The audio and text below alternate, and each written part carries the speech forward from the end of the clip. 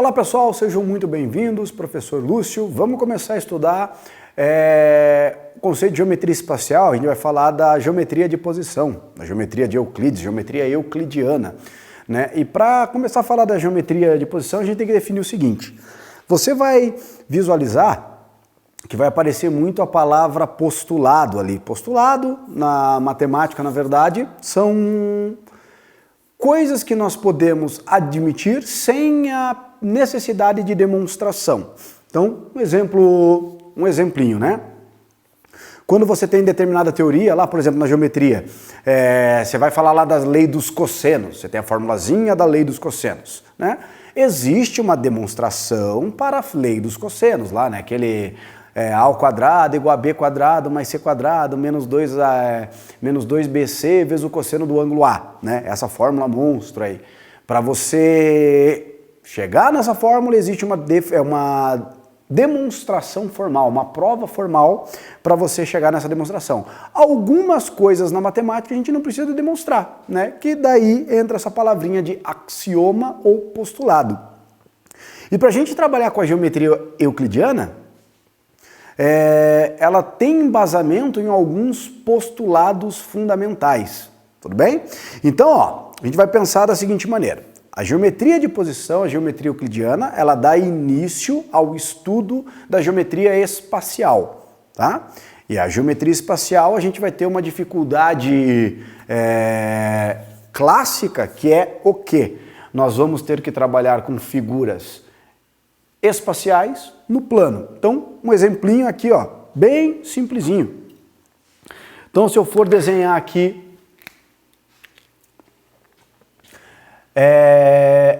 um cubo.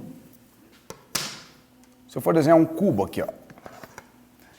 Então, aqui eu tenho, ó, a face superior, aqui um paralelepípedo, um cubo, né? Então, aqui tá aqui.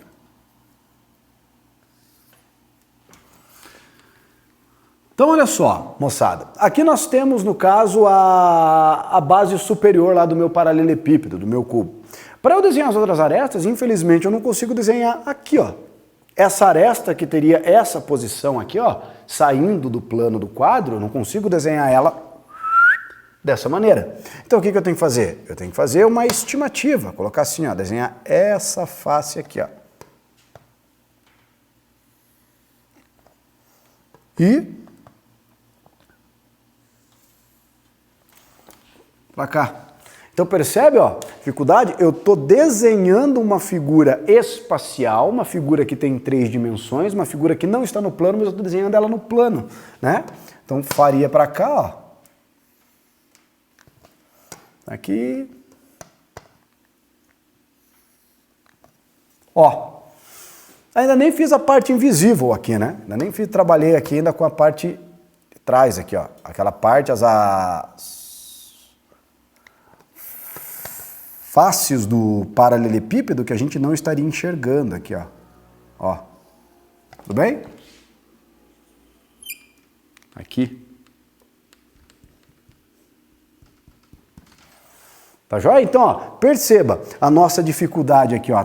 Trabalhar com uma figura que ela é totalmente tridimensional, só que eu estou desenhando ela no plano, tá? Então, por exemplo, ó, vou destacar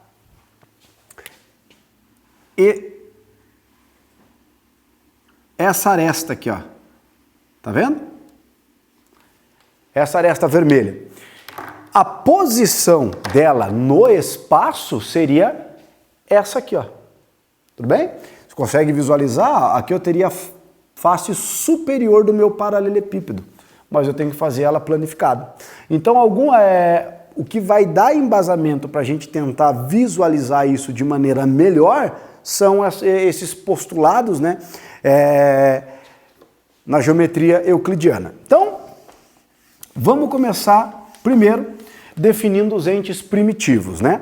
Então, os 3 entes primitivos da geometria euclidiana são o ponto,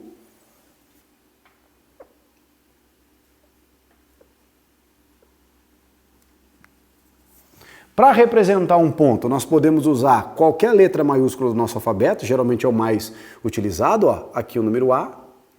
Então aqui, ó, ponto A, né? O ponto é uma unidade que não tem dimensão, nós não temos como medir o ponto, tá? Outra, a reta.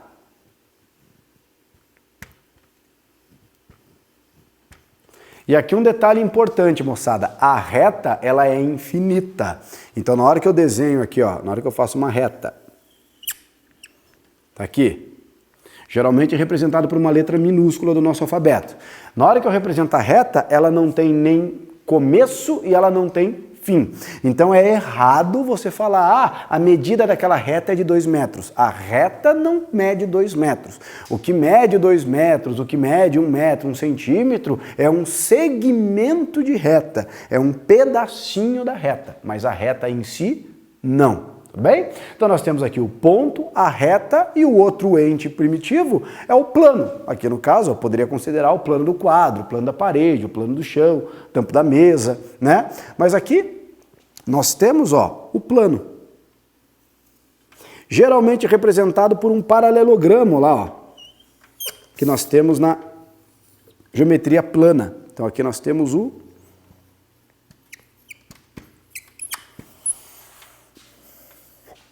plano, tudo bem? Geralmente representado por uma letra minúscula do alfabeto grego. Então esses são os 3 entes primitivos, o ponto, a reta, o plano. Daí alguns postulados de Euclides, eles garantem a seguinte situação, por exemplo, quando a gente fala postulado, aquilo que eu comentei com vocês, não há necessidade da gente fazer uma demonstração. Então nós temos, por exemplo, no nosso espaço tridimensional, nós vamos ter infinitos pontos, infinitas retas e infinitos planos, tá? Então, no espaço, infinitos pontos, infinitas retas, infinitos planos. E uma coisa que é importante na geometria de posição é você pensar fora do plano, tudo bem? Geralmente, quando a gente fala, tipo assim, eu quero uma reta, você vai, pega e desenha uma reta no plano. É difícil a gente imaginar por exemplo, ó, essa reta e essa reta aqui que está no espaço, tá vendo? No espaço tridimensional. Eu não desenhei ela no plano do quadro. Ela está em um outro plano que não o plano do quadro, mas ela é uma das infinitas retas que eu tenho no meu espaço tridimensional. Então é legal você ter isso também na sua cabeça, tá? Pensar um pouco fora do plano, né? Daí, quando eu penso na reta, então quando eu pensando exclusivamente na reta, a reta ela é composta pelo quê? Infinitos pontos. Esse ponto não pertence a essa reta, tudo bem? Então, ó, existem infinitos pontos na reta, assim como existem infinitos pontos fora da reta, tudo bem? Do mesmo jeito, ó, o plano ele é formado por infinitas retas. Então, no caso do plano do quadro, ó, ali eu tenho a reta R. Aqui eu já tenho uma outra reta, ó, que está no plano do quadro. Aqui eu já teria uma outra reta que está no plano do quadro. Tudo bem? Então, no plano, eu tenho o quê? Infinitos pontos. No plano, eu tenho infinitas retas, assim como fora do plano. Eu também tenho infinitos pontos, infinitas retas. Tudo bem? Daí, o que nós vamos definir primeiro?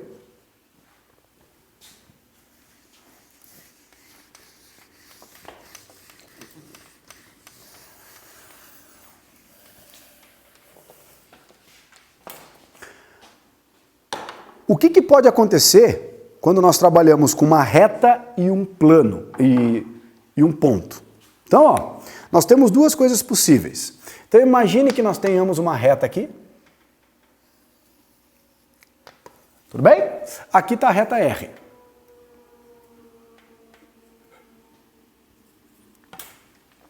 Daí, o que nós temos, moçada? Nós temos esse ponto. Esse ponto A pertence à reta R. Esse ponto B não pertence à reta R. Tudo bem? Tá? Então o que significa? Um ponto pode pertencer à reta ou o ponto pode não pertencer à reta. Não existe outra situação possível. Tá? Mesma coisa em relação ao plano, né? Então nós temos lá um plano qualquer.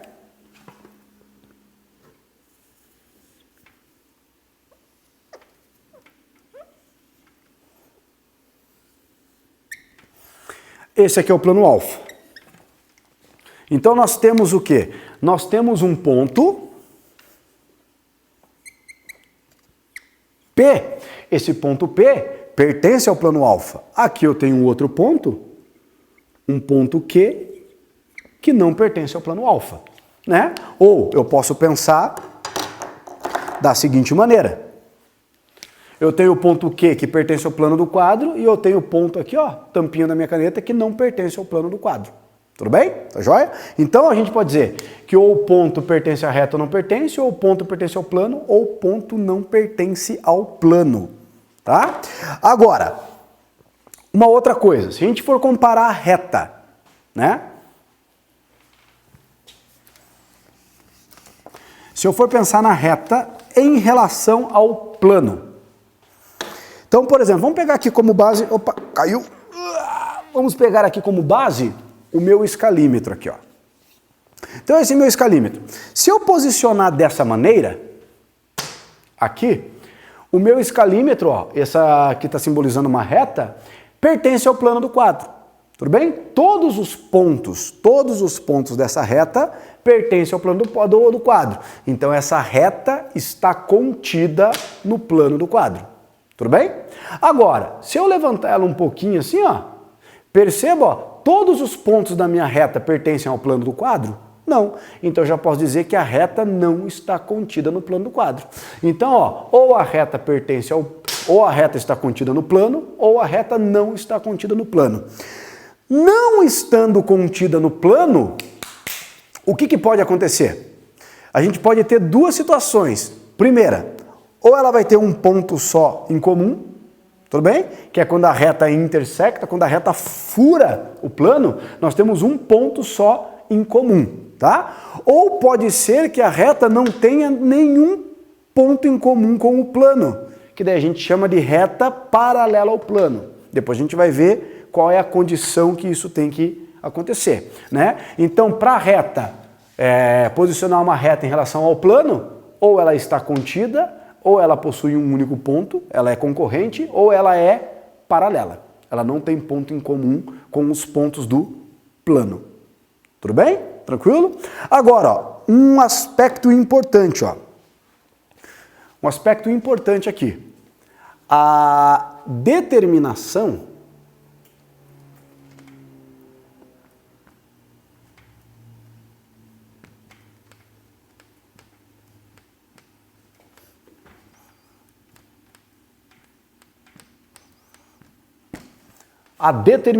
da reta.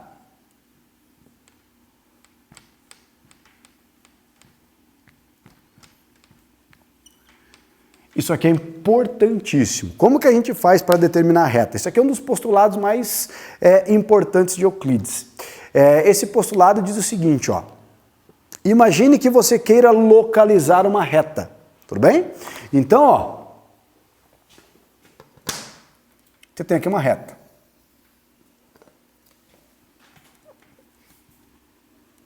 Reta R.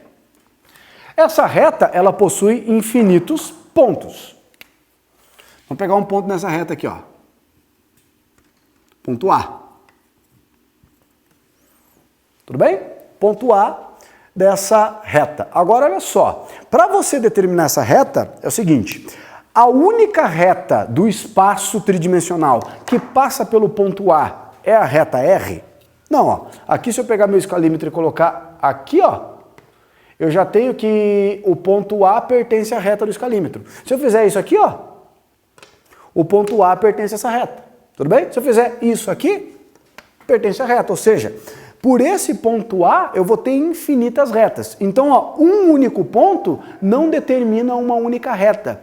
Para você ter a determinação da reta, importantíssimo isso. Você precisa de dois pontos distintos. Então, por isso que lá em geometria analítica, por isso que lá em função afim, função do primeiro grau, quando você quer encontrar a equação de uma reta, o que você faz? Você localiza dois pontos distintos da reta para encontrar os seus coeficientes. Lembra disso? Ó, então aqui, ó, Essa é a determinação da reta. Para determinar uma reta, eu preciso de dois pontos distintos. Sempre que eu tenho dois pontos distintos, eu tenho uma única reta passando por eles, não existe outra, tá? Então você tem dois pontos distintos, uma única reta passa por esses dois pontos distintos. Esse é um dos postulados de Euclides mais famoso que a gente tem, a determinação da reta, tá? Agora, olha só, em contrapartida, quando você determina a reta, olha só o que acontece. Então vamos pensar assim, ó. Esse segmento aqui, ó, da apostila, vai representar a nossa reta, tudo bem? Então, ó, esses dois pontos distintos do espaço determinam essa única reta. Só que na hora que você determinou essa única reta, você vai determinar, ó, infinitos planos que passam por essa mesma reta. Tudo bem? Então nós temos os planos secantes aqui. Então a gente pode dizer o seguinte, ó. Se por um ponto eu passo infinitas retas, por uma reta nós passamos infinitos planos. Tudo bem? Por uma reta nós temos infinitos planos. Tá? Agora olha só. Vamos estabelecer o que pode acontecer entre as retas, né? Quais são as posições relativas entre elas? Então nós temos aqui 4 para a gente determinar.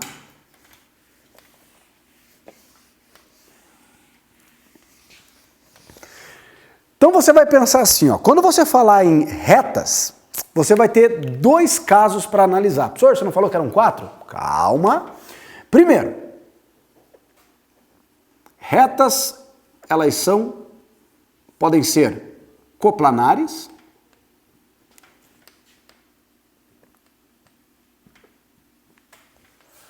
ou as retas podem ser reversas.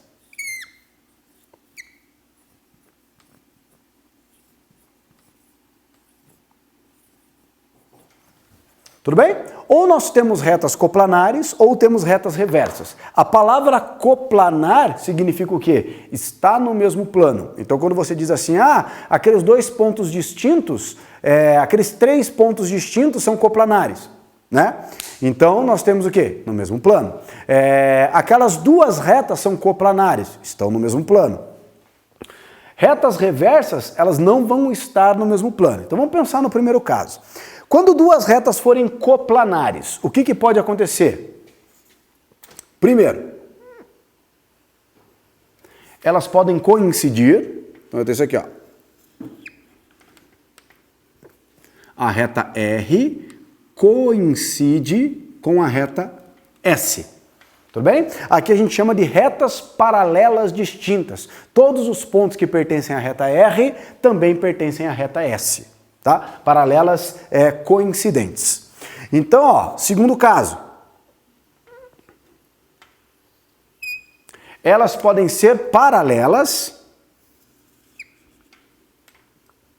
E nesse caso,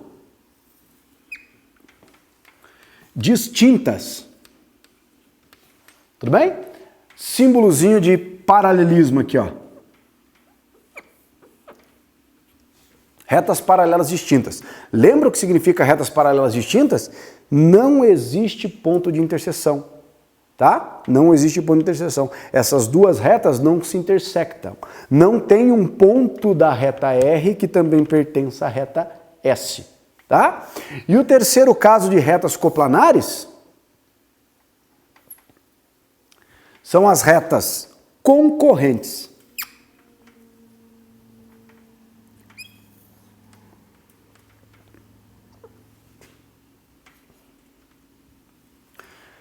Retas concorrentes, ó. Elas concorrem, elas se intersectam num ponto P. Então a interseção da reta R com a reta S, nesse caso aqui, é o conjunto formado pelo ponto P. É o ponto que tem em comum. Quando lá em sistema, ó, lá em sistema, você pode associar a ideia do sistema com as posições das retas coplanares. Então, por exemplo, ó, quando você está resolvendo um sistema possível e determinado, você tem as equações representam retas concorrentes, elas se intersectam num único ponto que é a solução do sistema. Retas paralelas distintas significa que elas não têm ponto em comum, ou seja, não tem valores que satisfazem todas as equações simultaneamente. É um sistema impossível. E aqui, ó, seria um sistema possível indeterminado, com infinitas soluções, esse caso, tudo bem? E aqui, moçada, as retas reversas. Então, o que nós teríamos aqui, ó? As retas reversas. Nós temos a reta R, aqui, localizada num plano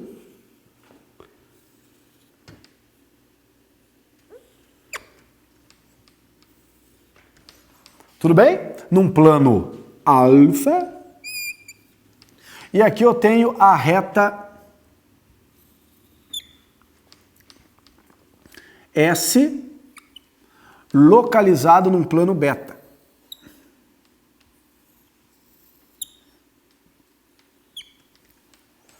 Tudo bem? São retas que estão em planos distintos e não tem ponto de interseção em comum. Só que aqui nós temos uma situação sutil, tá? Por quê? Mesmo as retas estando em planos distintos, não necessariamente elas são reversas. Pô, professor, você está ficando louco? Olha só, dá um bizu aqui. Tá vendo essa reta S aqui, ó? Eu vou trazer essa minha caneta, ó, de tal maneira que ela seja paralela. Tá vendo? Ó? Essa minha reta aqui, ela não está no plano do quadro. Tudo bem? Mas ela é paralela à reta S. Então, ó, se ela é paralela, elas são coplanares. Elas estão em planos diferentes, tudo bem? A princípio, mas elas são coplanares. Aqui no caso, ó, eu estou dizendo que sempre vai, quando as retas forem paralelas, sempre vai ter o mesmo plano que contém as duas. Para elas serem reversas, ó, isso aqui é um caso em que elas são reversas. Tudo bem? Então, muito cuidado com isso. As retas podem estar em planos distintos, mas elas não podem ser paralelas. Isso é o caso que nós temos de retas reversas. Tudo bem? Tranquilo? Então é isso, moçada. Um grande abraço a todos e até a próxima aula.